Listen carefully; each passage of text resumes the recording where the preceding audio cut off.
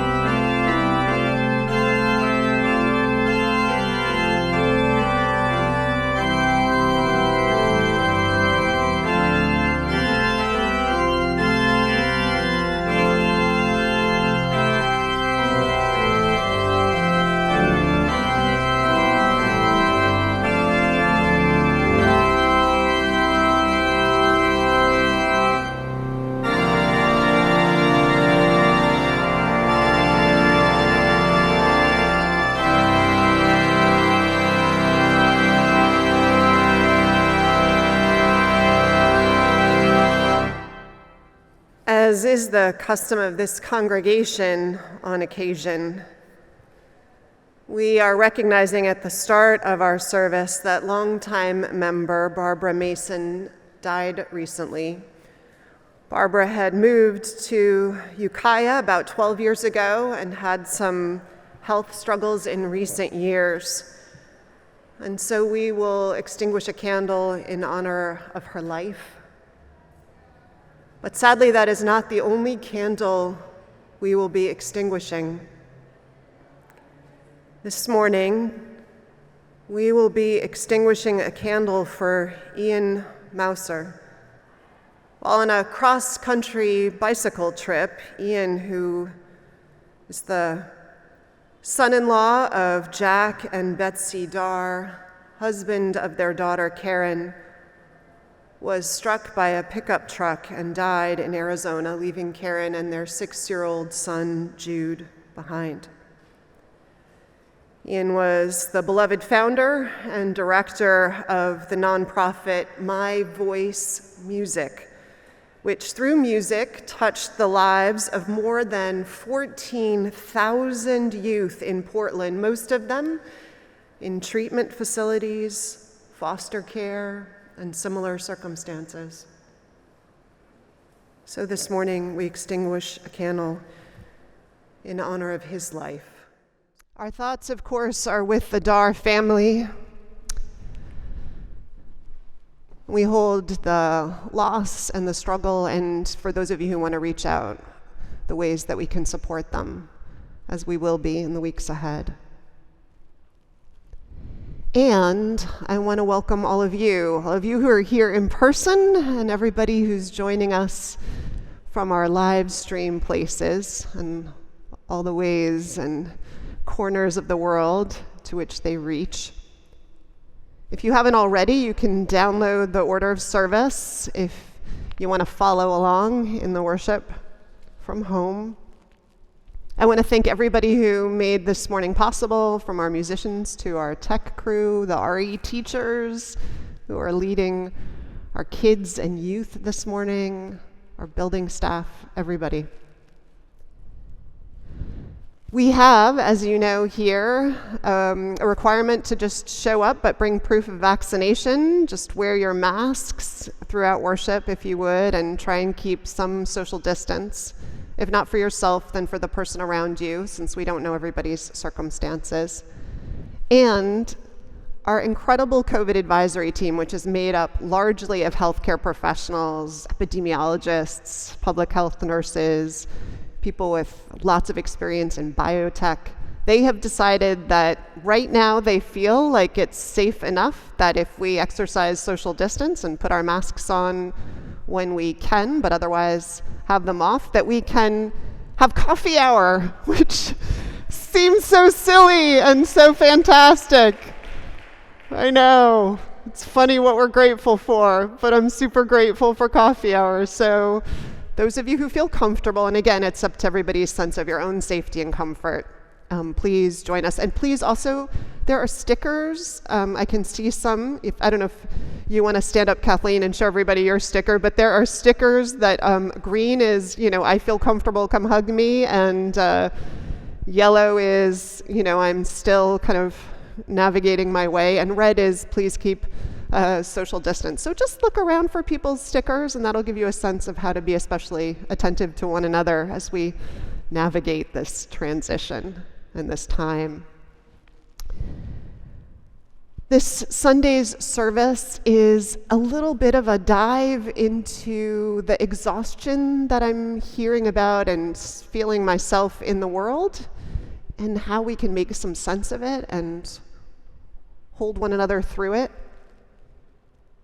So we acknowledge the place that we're in right now in our spiritual and personal struggles to live present to the moment we're in. And so we begin worship, as we have every week since this pandemic first made itself present to our lives, lighting the candle for all of those who are not with us in body this morning, but are with us here in spirit, as we increasingly find our way back into each other's company and hopefully increasingly will in the weeks and months ahead. And so I invite you, we are not quite freed up to sing unless you're super far away from other people, but we can hum with gusto our opening hymn. Our choir is downstairs, they'll be leading us. It's in the Teal hymnal, it's 1051 by Issei Barnwell, who's from Sweet Honey in the Rock and a Unitarian Universalist. We are, about who we are. Let's sing together.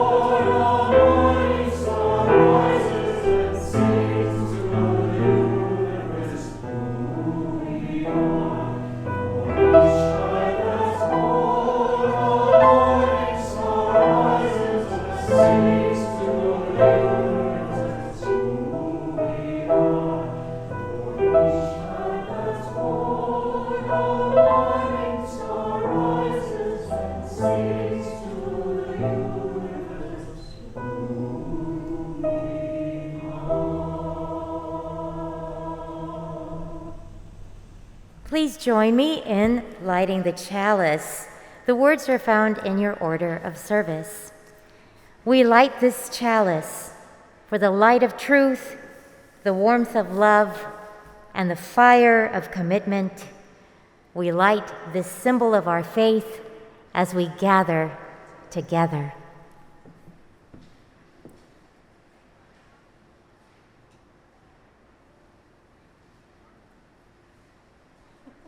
We will try to light this symbol perfect.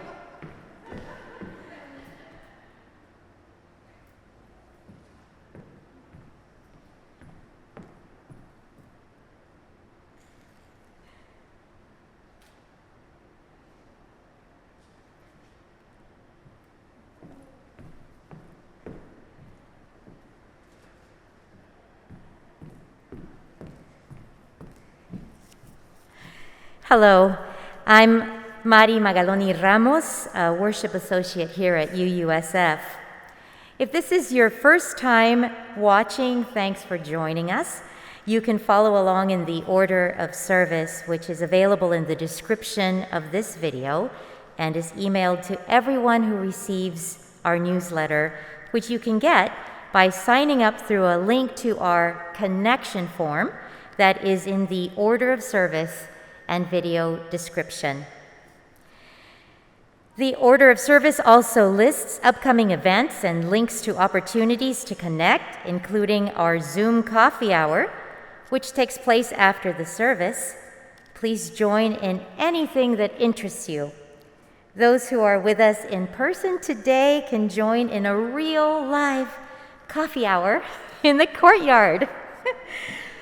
I want to call attention to a couple of things in our bulletin this morning.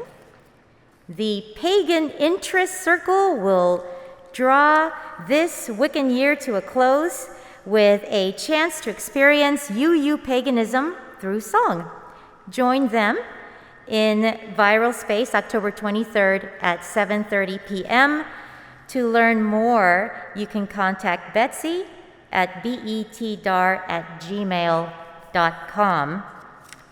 And we invite you to send in your photos for the November 7th service, when we will remember those who we have lost in the past year. As we did last year, we will pull together photos for our chancel and a few sentences about each person. It has been a year and a half when we have lost a lot of time and ways to grieve. So here is a chance to do so together and in the best way. And now it's time for our meditation on breathing. The words are in your order of service. This is a chance to enter more deeply into worship. I invite you through singing or humming or just listening to get lost in the peace and the spirit of the hour.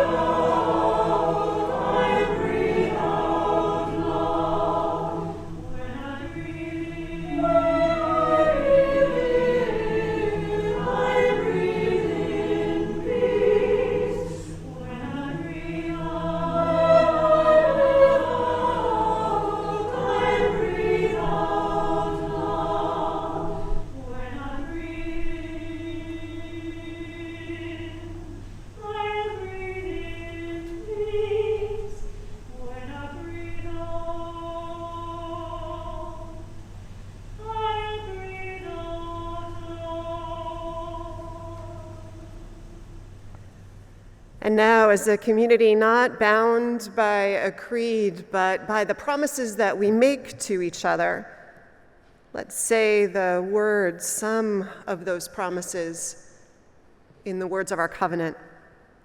Please say with me, love is the spirit of this church, and service is its prayer.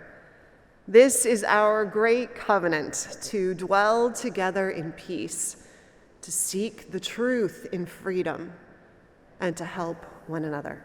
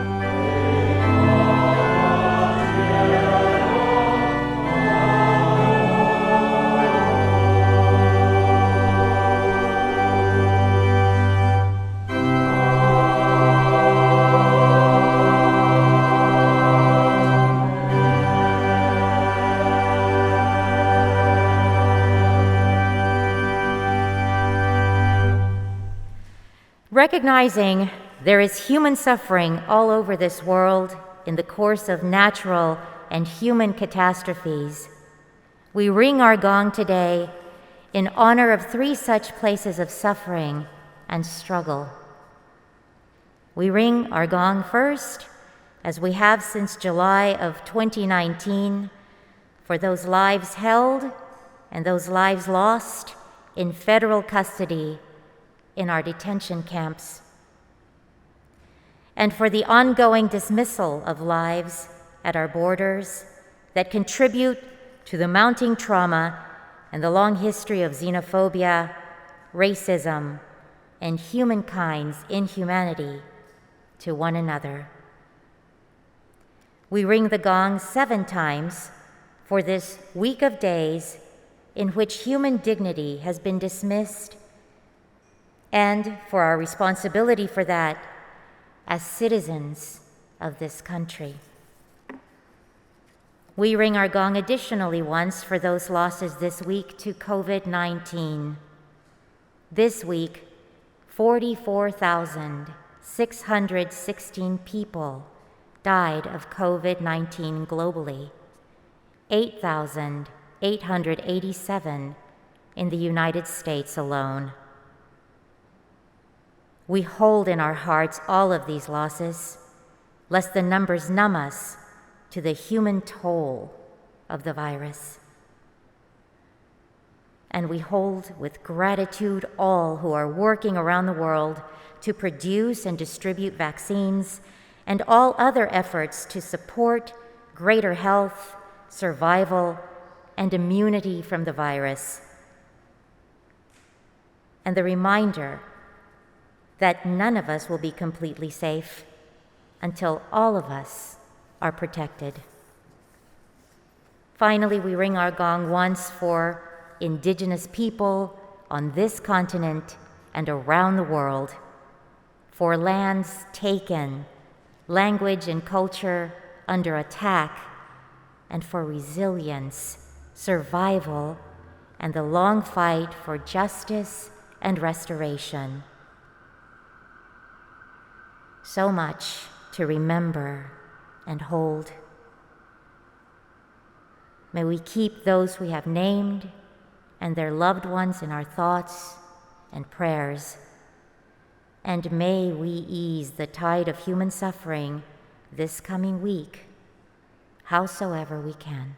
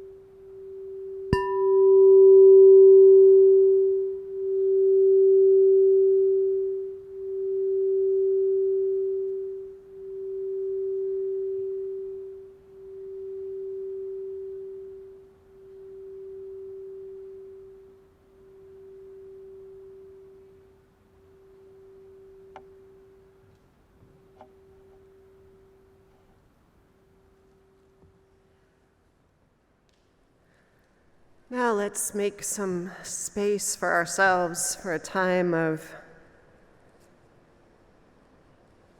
meditation, reflection.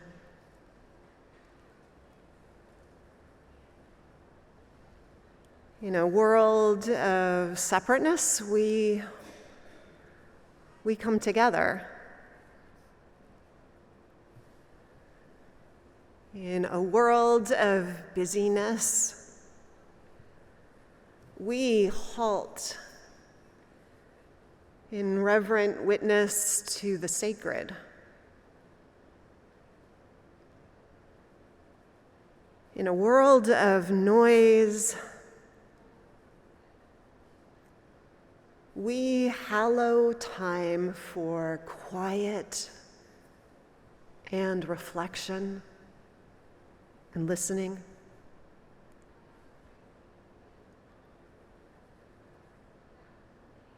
So I invite us to reground ourselves in our breath.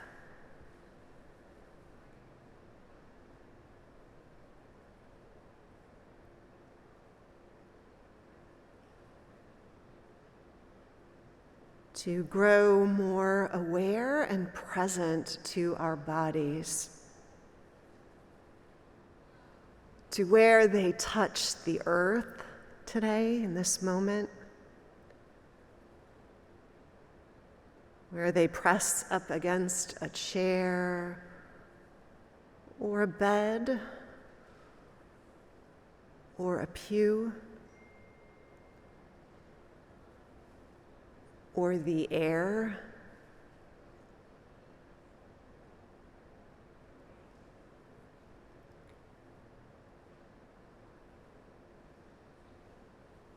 And invite us to luxuriate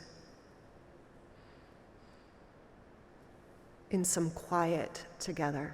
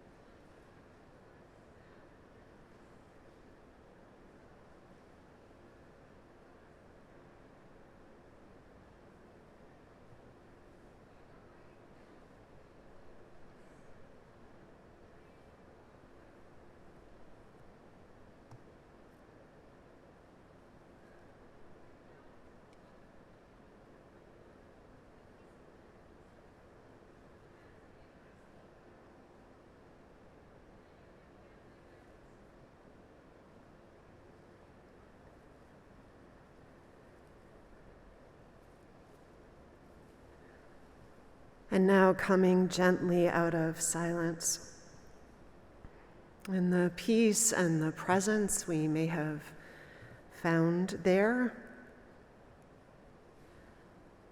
may we carry some of it with us through this hour and the week beyond.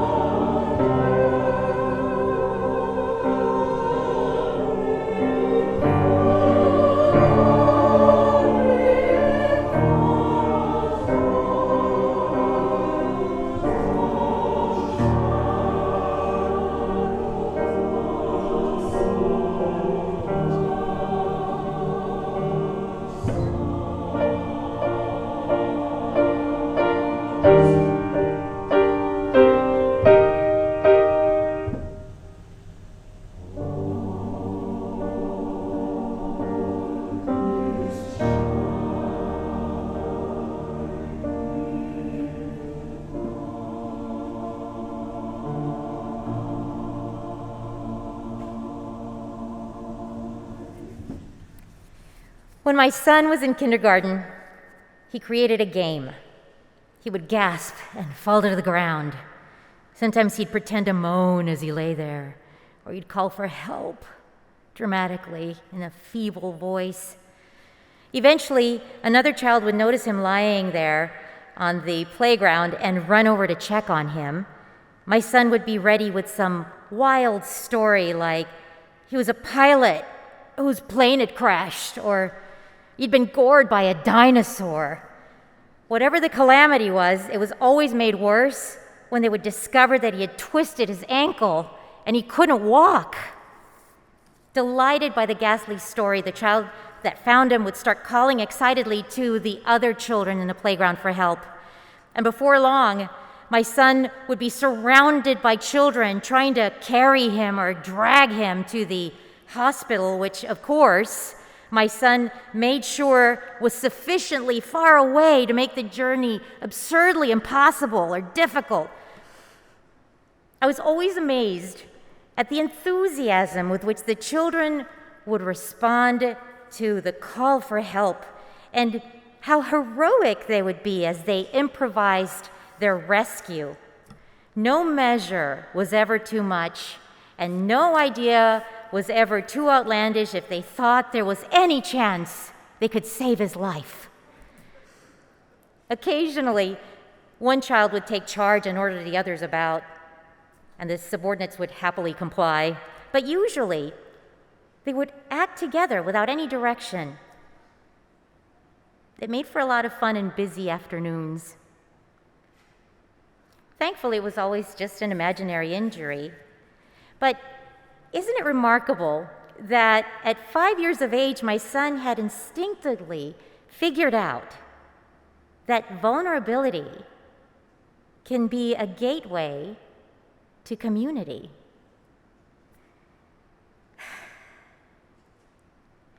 I don't know about you, but I'm feeling pretty overwhelmed by everything that's going on in the world. Lately, as the pandemic drags on, I'm finding that my work as a medical interpreter has been more depleting than inspiring, even though I chose the profession specifically to be of service. Lately, I can't bear to watch or even listen to the news because I feel completely powerless. My health isn't helping things.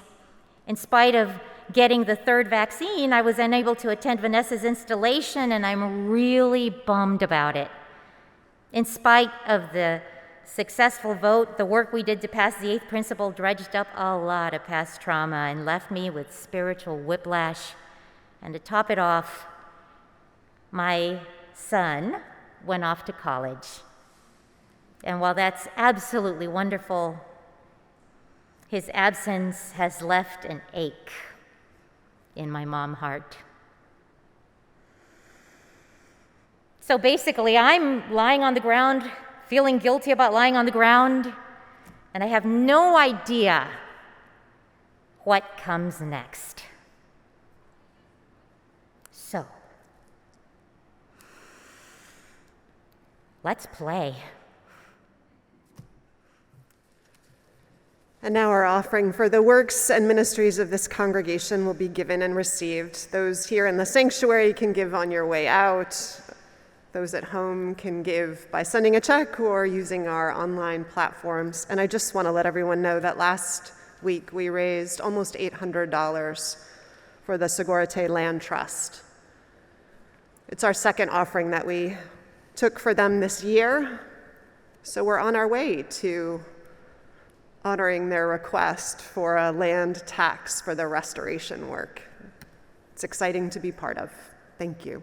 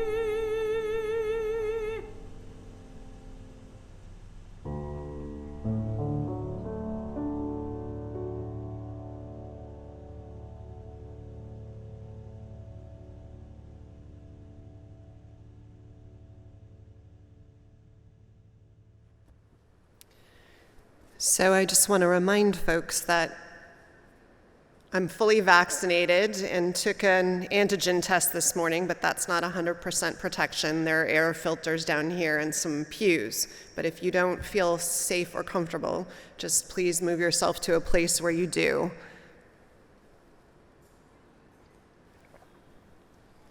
Our reading this morning is actually a blessing written by John O'Donohue. He's a wonderful writer and spiritual leader.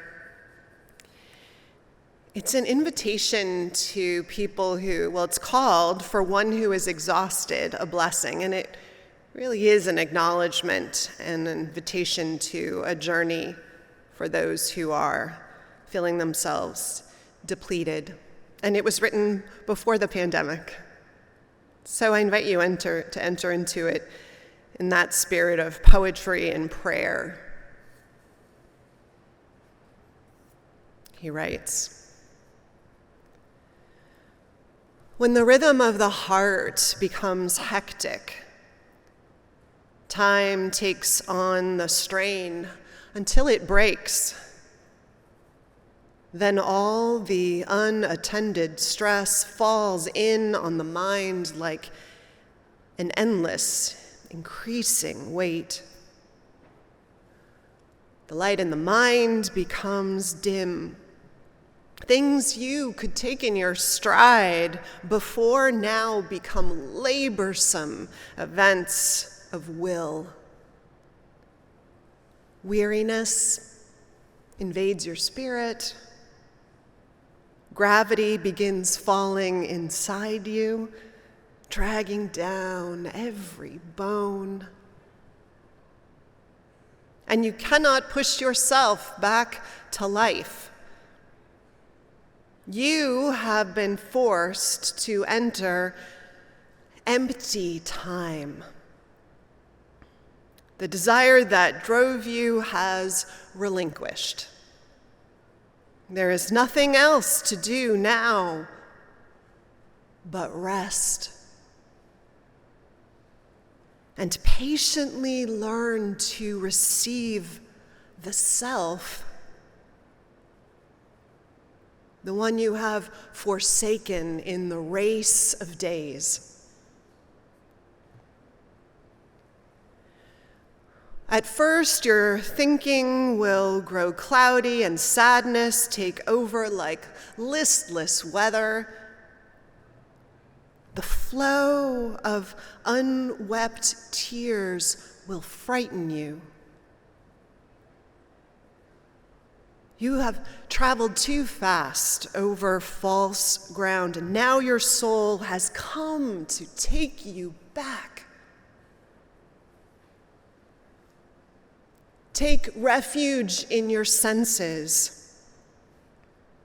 Open up to all the small miracles you rushed through. Become inclined to watch the way of rain when it falls slow and free. Imitate the habit of twilight, taking time to open the well of color that fostered the brightness of day.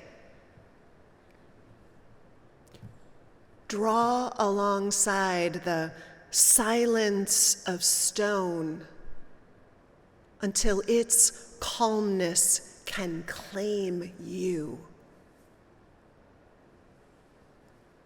Be excessively gentle with yourself. Stay clear of those vexed in spirit. Learn to linger around someone of ease who feels they have all the time in the world. Gradually, you will return to yourself, having learned a new respect for your heart and the joy that dwells far within slow time.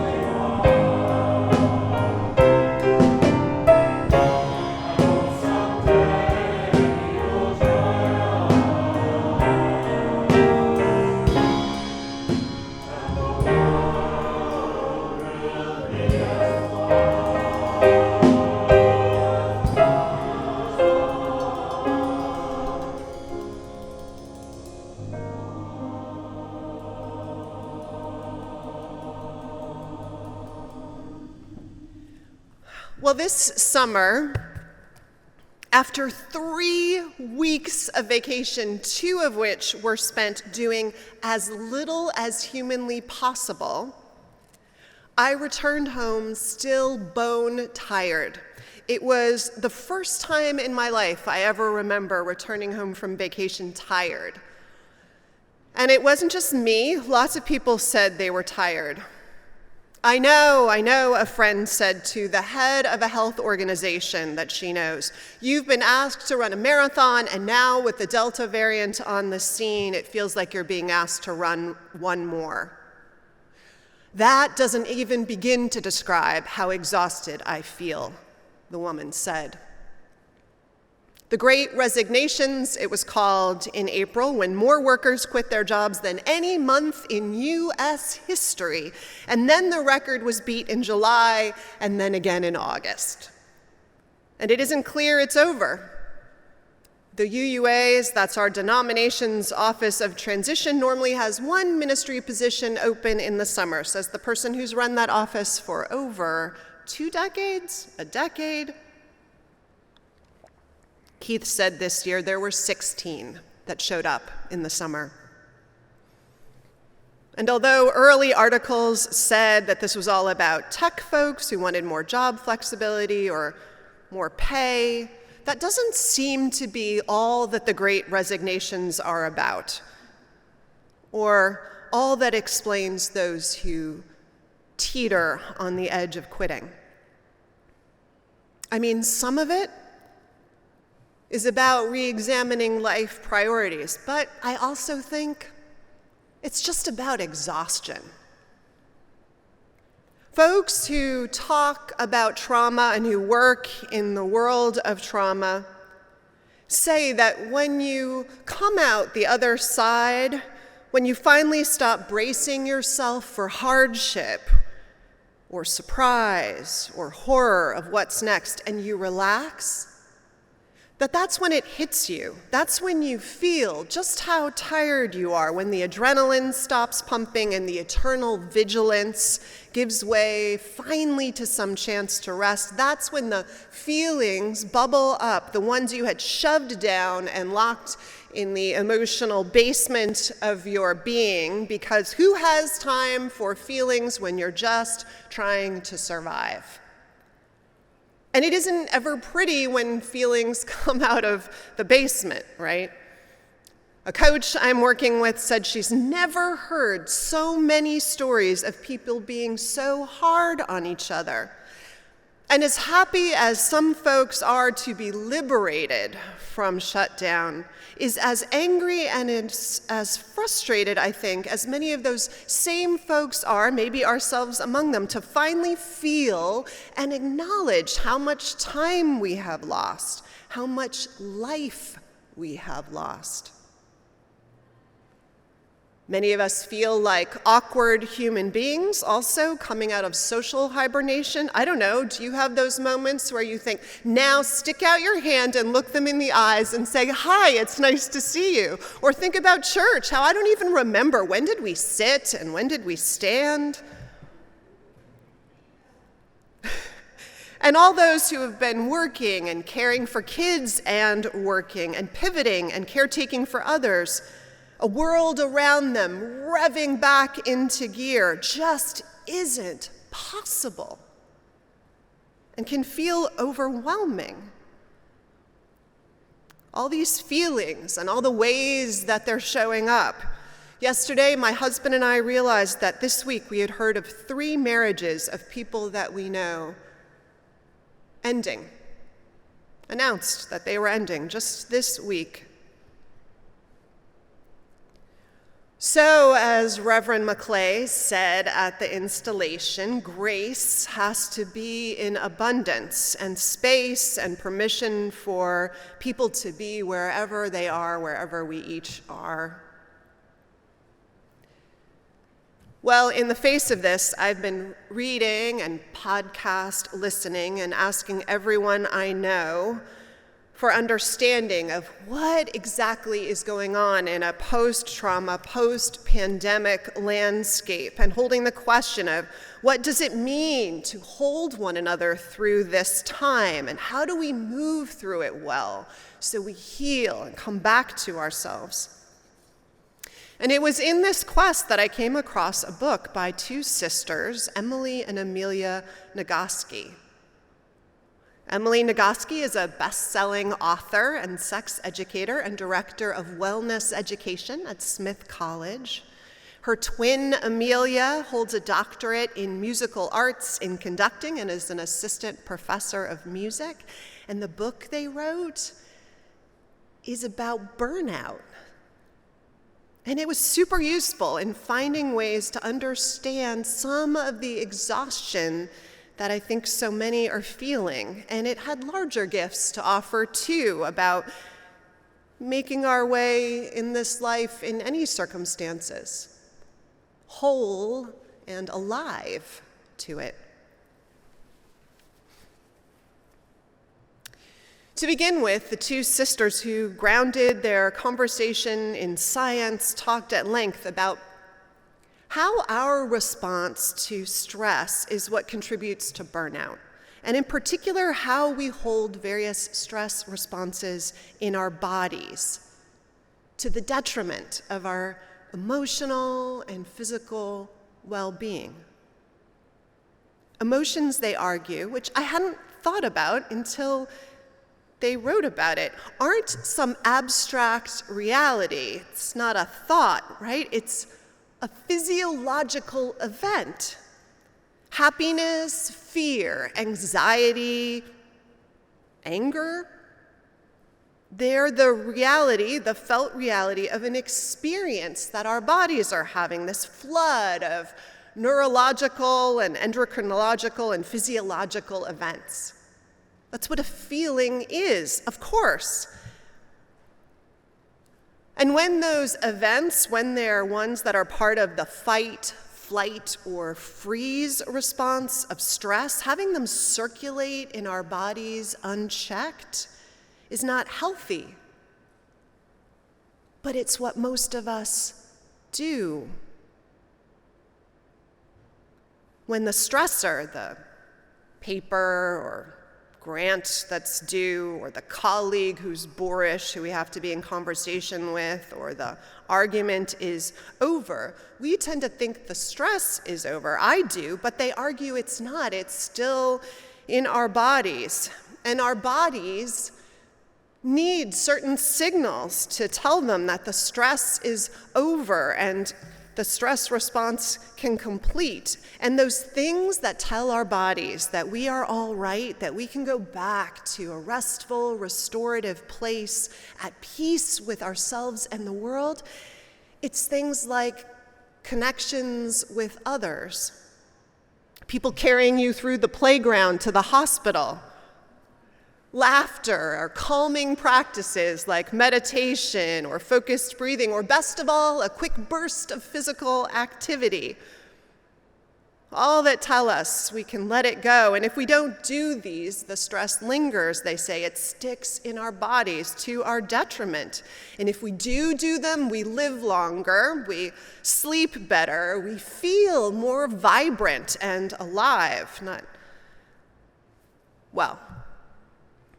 As someone who during the last few months alone has had headaches, mouth sores, back pain, and more recently a short-lived case of plantar fasciitis that vanished when I was on a 2-day retreat, I am getting that emotions show up in my body, and I've learned to see them as such, and when they do show up, I am trying to double down on all the practices that put me back in a place of equilibrium. Intentional time with family and reflection and sleep and exercise and anything that pulls me back to a healthier place. And I've learned to know what the stress response looks like when it shows up in modern world circumstances. How the fight response, as they pointed out, shows up not in trying to fight a lion, because there aren't any lions, but maybe feeling irritated or annoyed or angry when we're in a moment and we're being our best self. But what we really want to do is throw the person out of the room or the circumstance. Or how flight might be the feeling of anxiety or worry we feel, maybe after reading the news. Or how freeze is a kind of numbing that maybe shows up when we do hours of binge TV watching or gaming. So the book was super useful to be in right relationship to our bodies You and I need to learn what fight and flight and freeze look like, and how stress shows up, and how we need to complete and attend to the completion of this stress cycle, to hug our dog for 20 minutes after a hard meeting, or to go for a run after a painful conversation with family, or to sing and dance and laugh after a day of organizing for a justice cause that we may never win.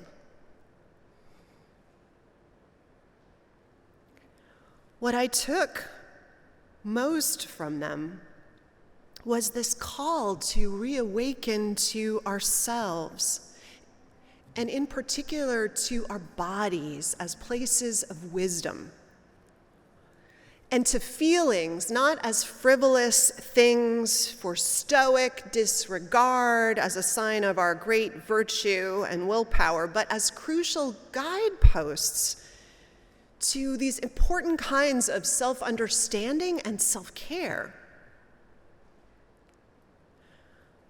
But a warning in all of this. Our world is not great in allowing healthy boundaries and self-care. Have you noticed? There are a lot more messages that act as if you and I instead are machines of production. Even if you're retired, I invite you to pay attention to that if you haven't noticed.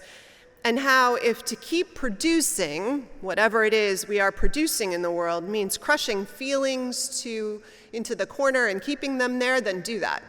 And if scheduling back-to-back Zooms is required that literally chains us to our table or our eyes to a screen so that we can get more done, then do that. Or if taking a muscle relaxant keeps you functioning and takes less time than a walk or ample time to decompress, then do that. And the message that there is always more you or I could do and ways we could do it better, the perfectionism that was famously named in Tema Akun's article as part of white supremacy culture that keeps us on our back foot, with the insidious message of not enough and never enough. And none of it makes making room for tending to our basic well-being easy, because it's so countercultural. And yet all of the cultural messages are part of this ethic that is created for extraction of resources from us. And that's not what's going to serve wholeness and life. Amelia and Amelia Nagoski point out some other patterns that also work against our shared health and well-being. That's part of this ecosystem that we all live in, that we need to unpack more. I do.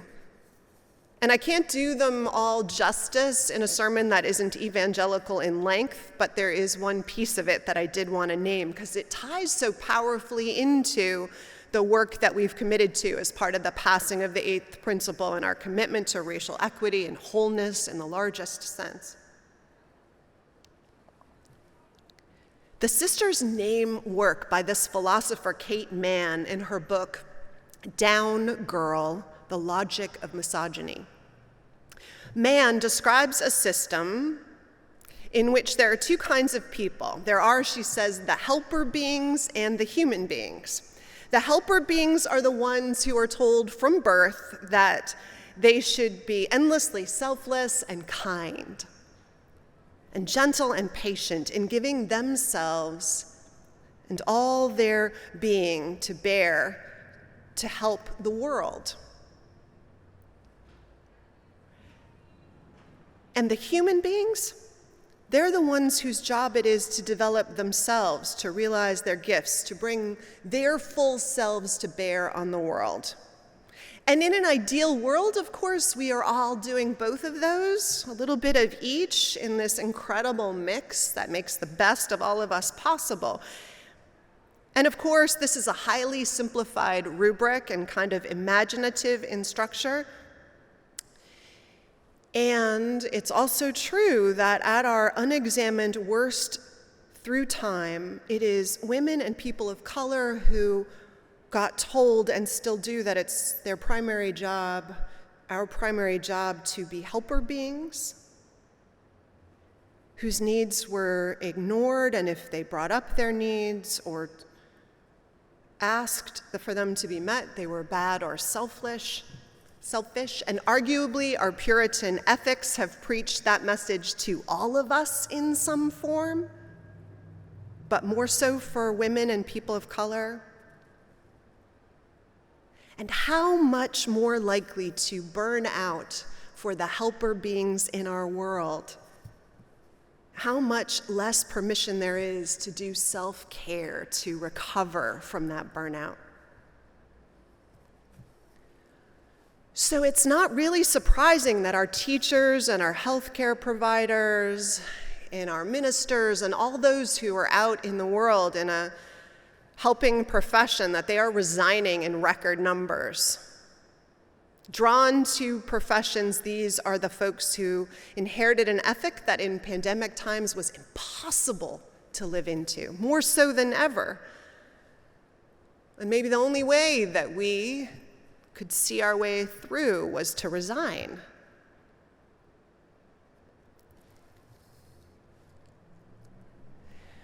We want to be in right relationship to ourselves and one another. And I think doing so can teach us a whole lot, right now especially, about what we should see and know. It's sort of brought into sharp relief the way so many things were, and all the attention and intention it takes. It means seeing the effects on our body of the fight and flight and freeze response to life's abundant stressors, and then taking steps to counteract those responses, to complete them in our bodies so we can heal from each day's challenges.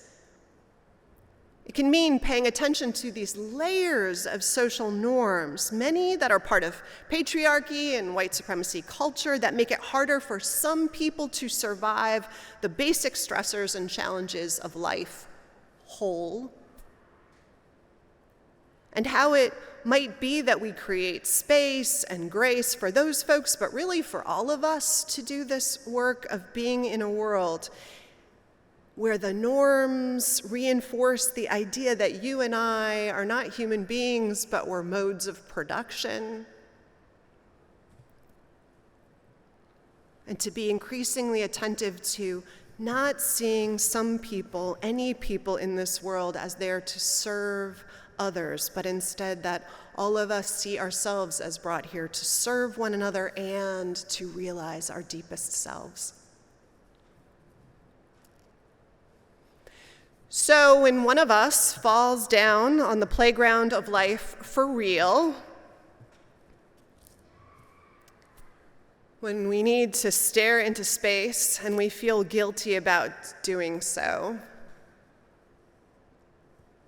may those who love us reflect back to us how great it is that we are attending to our mind and body's need for restoration, how silly those false warnings and shaming messages are about self-care being lazy, or about tending to one's own being bad.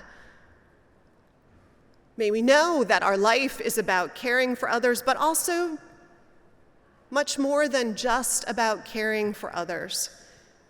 And that sometimes this way of being in the world means letting the world spin without us for a time until quiet and bird songs and poetry and whatever else it is our body and spirit crave knits us back together,